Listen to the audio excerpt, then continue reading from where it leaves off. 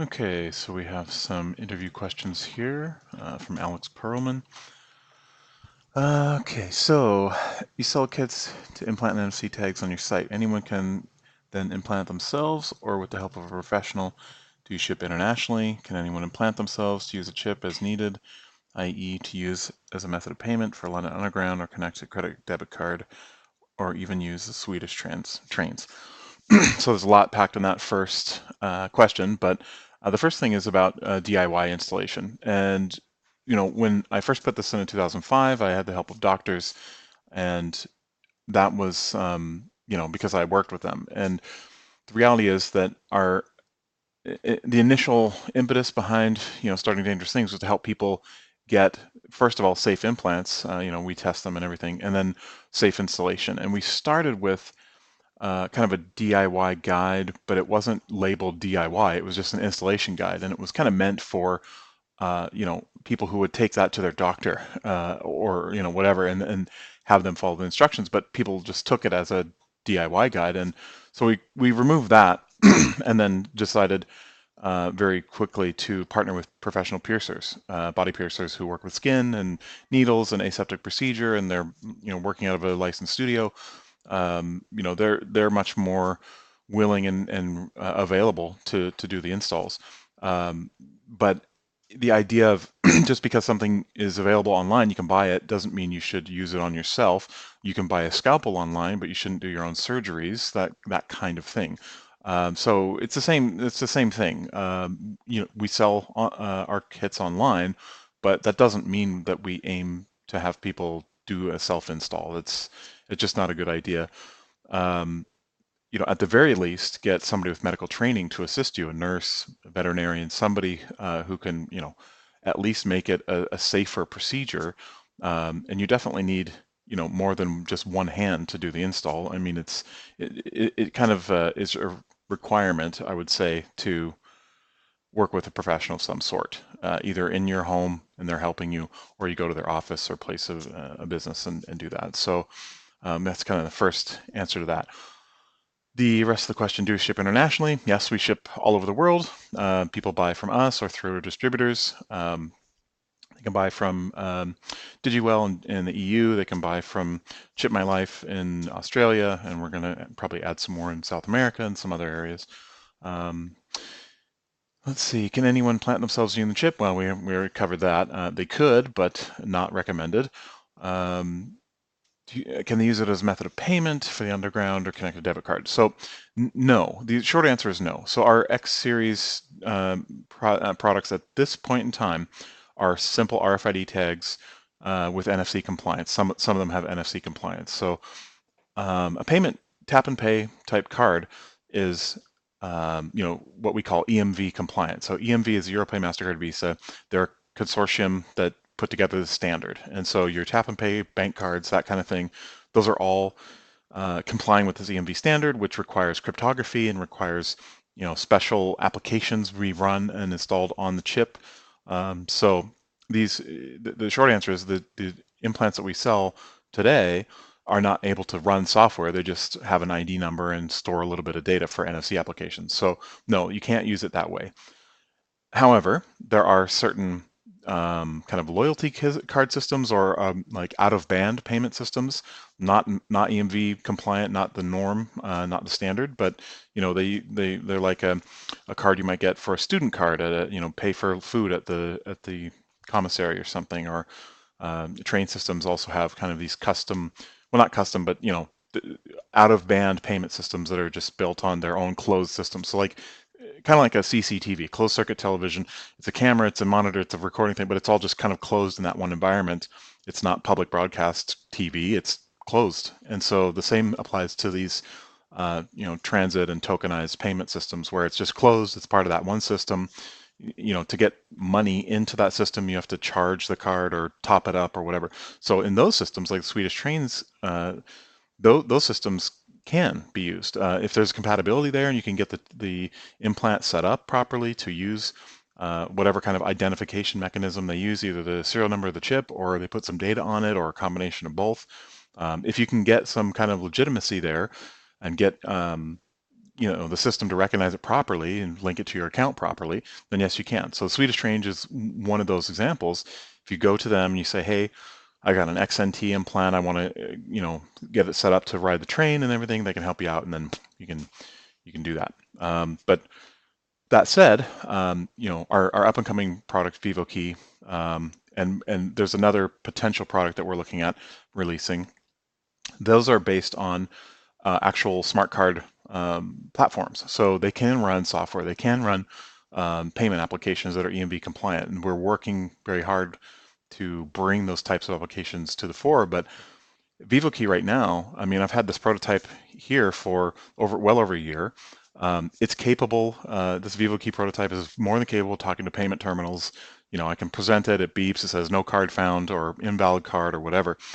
The technology part is not the problem. The problem is getting the right certifications, getting the right people involved, getting banks behind it who want to, back this kind of thing. So that's a much more slow process usually dealing with people than it is dealing with technology. So that is in process, and hopefully one day soon we'll be able to announce that yes, we have our implantable VivoKey or something else that can be used for tap and pay. Next question. Can you tell me a little bit about how you've used your chips? In Sweden, for example, they now be used on national rail systems, something the chips sell can be used for, use them for any way, use this way. Have you used them this way by any chance? Okay. RFID, which is kind of the basis of all these implants, passive RFID systems, it stands for radio frequency identification. On top of that, on some of the products, they're NFC compliance. So they're RFID tags first, and then some of them are also NFC compliant. If you look at just the term RFID, ID, radio frequency identification. Identification is the key application for these devices. Now, what that means depends on context. If you're talking about a pet with a chip, identification means we can look up your owner and call them if you get lost, and we find the pet and bring it to a veterinarian or an animal shelter, scan it, find the owner and call. If you're talking about ID in terms of like retail commerce, then it's, how many widgets are in this box, what time did that box go through this checkpoint, how many sweaters are on the shelf. You're identifying products within the retail ecosystem. If you're talking about humans, it's typically access control. So what kinds of access can you get? And if you think about, every key on your keychain, every card in your wallet, those are identity tokens that represent you to some system so that you can access that system, either at be a door, a card for making payment, you're accessing your account to make payment, you're accessing your computer. Sometimes you might replace a password with an identity token of some kind. That could be a smart card or a key fob or a USB thing or an implant. So in the human context, that's what it's about. It's typically about access. Again, if we look at VivoKey, what we're going for there is going well beyond access, going into data encryption, going into online identity management, going to key management for blockchain and other types of encrypted, public key encryption systems. So actually being able to perform cryptography in the body, not just store keys, not just store information, but actually do computing inside the body and keep those keys private and never, they would never leave the VivoKey device, never leave your body. That's kind of a fundamental step in applications and relevance for humans in modern digital society. I personally use my implants for getting in my door, office, unlocking a safe, a fire safe, activating a smart gun, unlocks the trigger so only I can fire if I authenticate. I use OTP, so my VivoKey prototype has been used every day for two-factor authentication, for data encryption, decryption, working on more applications every day. So that's what I use it for. Public applications like payment and trains, those things will come eventually. But the challenge there is always about finding compatibility with the system, because RFID is a huge umbrella of technologies. And when you talk about a train system, their focus is trains and transit. That's what they want to focus on.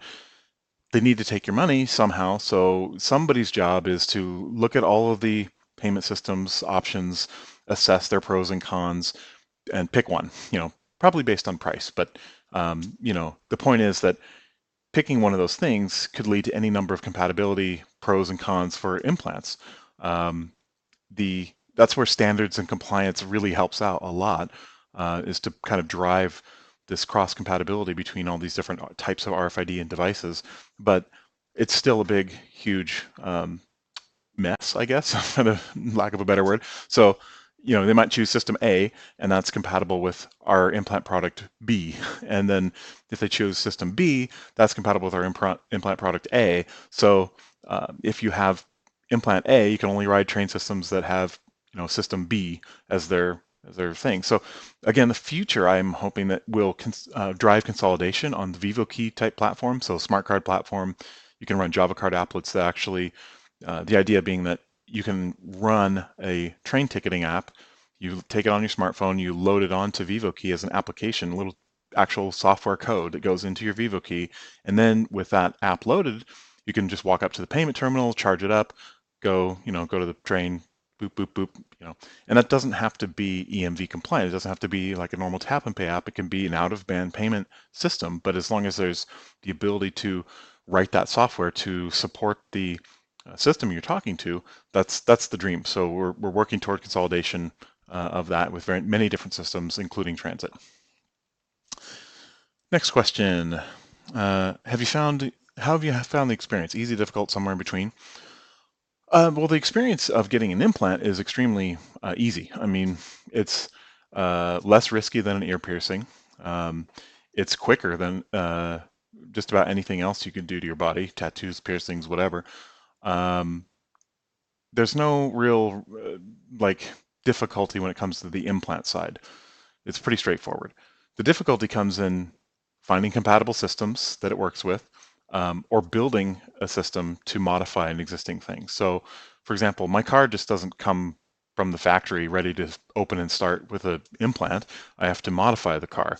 That part is tricky because all cars are different, and then you modify your car, and then somebody says, "Hey, how'd you do that? I have a 2009 whatever," and I'm like, "Well, I don't know," because have you ever seen the aftermarket for car parts? It's insane. And so cars are even more of a big mess than the RFID spectrum. So, having the ability to create those links and kind of modify the world around you to work with the implant or implants, that's a challenge. That's the difficult part. But things are changing. Standards like ISO 1443A and NFC are driving these new products toward kind of a standard that is compatible and compliant. So, for example, I can buy a door lock now that will read XNT implant, no problem. I don't have to hack it. I don't have to modify it. I just buy it, put it in the door. It works, and that kind of future is coming. We're seeing this convergence, and then again with something like VivoKey, where we can actually write programs, change the functionality of the device, and run multiple apps side by side simultaneously on the VivoKey. I can have a transit app, a Bitcoin wallet, and a door lock app, all loaded, and it works with all of them as long as there's a compatibility there and we can make it work. So finding those, junctions where we can drive compatibility and utility, that's the difficulty. But as far as implants and how they impact my daily life, no, it's perfectly fine and super easy and awesome. Okay. Do you have a good estimate of how many people globally have any kind of RFID implanted? Looking for a number. No, I mean, I used to, but now, like, I've been doing this for over a decade, right? This came in 2005, March 2005. I put this in my hand. It's been there ever since. There was a lot of media hubbub. A lot of people came to me, but even in that time, there was news articles and they kind of misquote things here and there and don't really link back to the source material. So people see that and then they'll go and buy a pet chip from a veterinarian and stick that somewhere. So it's really kind of impossible to know the real absolute number. But if I had to guess, I would say it's probably approaching the 100,000 people mark globally. And, of course, that could be exponentially increasing as time goes on as more interviews and media and like accessibility now with Dangerous Things, selling it and working hard to bring on professional partners in every country. The exposure to this idea, this concept is becoming much more prevalent. And when people would react in 2005 to what I'd done, they were like, "Ooh, what are you doing? You're a freak. This is crazy." But now, people that kind of swear up and down that they've never heard of it, um, they react more benign. They're like, "Oh, that's interesting. Wow. Good for you. Maybe not for me, but whatever." So those kinds of reactions are becoming more and more mild, and I think the general public is becoming more comfortable. Just like they become more comfortable with piercings and more comfortable with tattoos, they're becoming more comfortable with the idea of human chip implants and augmentation. So, yeah.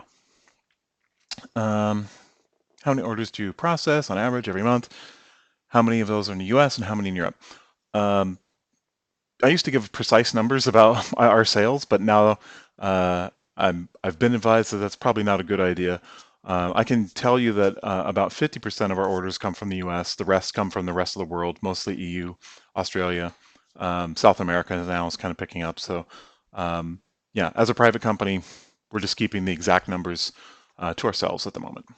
Um, as someone who's an expert in this area, do you have a good estimate of global implants? Um, Yeah. Oh, I already did that. Obviously, mainstream use is still far off, but more and more companies, government services, like Sweden, for example, getting on the bandwagon is this good thing. What are the possible negative implications of corporate government use, in your opinion? It's a good question. So, um, a lot of people fear the idea of getting a company implant or a government implant, and then, being under control of that government or company or corporation. And I think that in most ways that's we're already there, right? All our cash is digital. We use our cards for buying everything. We use our smartphones, which is controlled by a company. We think that they're ours, but in reality, we install all these apps. We give away our identities to all these, social media accounts, and the ability to communicate and all the calls that we make and everything is all processed through a third party company. So they kind of own that part of our identity. Um, our governments have our identity locked down and passports. I mean, it's already there. It just the form factor that this is taking is changing. It's changing from a paper passport and a plastic ID card to an implant. Our the risk profile for these things and the way we live in modern society is no different. There's no change there. When you buy something with a credit card or something, you're giving the credit card processor, the store, like 3 or 4 different levels between, probably 5 or 6 companies in total, where you were, exactly what date and time, what store you were in, how much you bought there, and in some cases exactly what you bought. You're giving that information away all the time, and they have any ability at any time to just lock down that account and freeze you out of your money.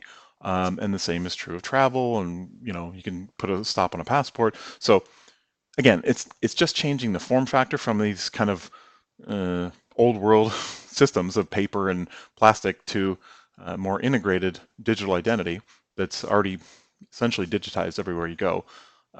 So there's no real difference. I think the main concern that people should be advocating for is that the implant be the owners, right?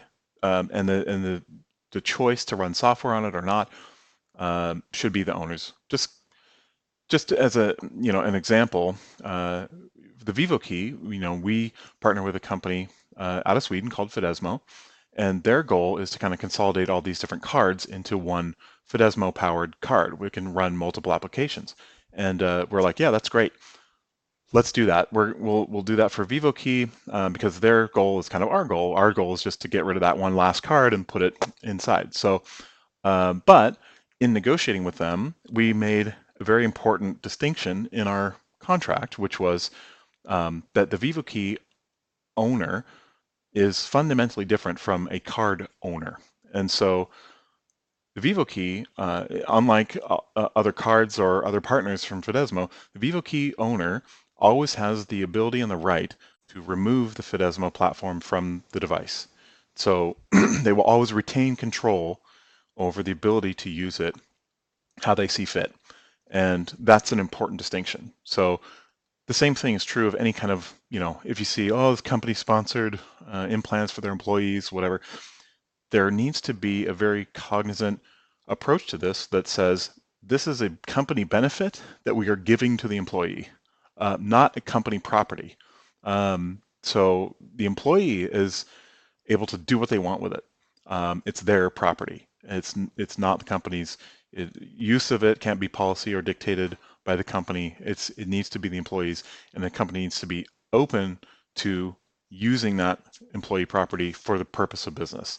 Like some companies allow you to bring your own cell phone and set it up to use your company email on your own private cell phone, bring your own device kind of concept for laptops, computers, smartphones.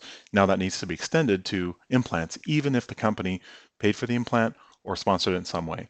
Um, without that acknowledgement, then we're setting up a very kind of bizarre standard where companies can claim ownership or even dictate how you can use your human augmentation chip implant device, and that would be bad. And the same would be true for government. So government needs to say, if you have a VivoKey implant, for example, you can load our identity applet. Boom, you put that in there, you link it to your government account, and it's all linked together, and they use that. But that's where that should end. The government can't say, well, now we're going to go and take the VivoKey, from you, or control or dictate how you can use your VivoKey. That doesn't make sense. Their ownership of the government ID portion needs to be just be the software application you load onto VivoKey. It should not be some kind of mandate over the device itself. So that's my thought on that. Okay, and that was the last question. So I hope that was sufficient.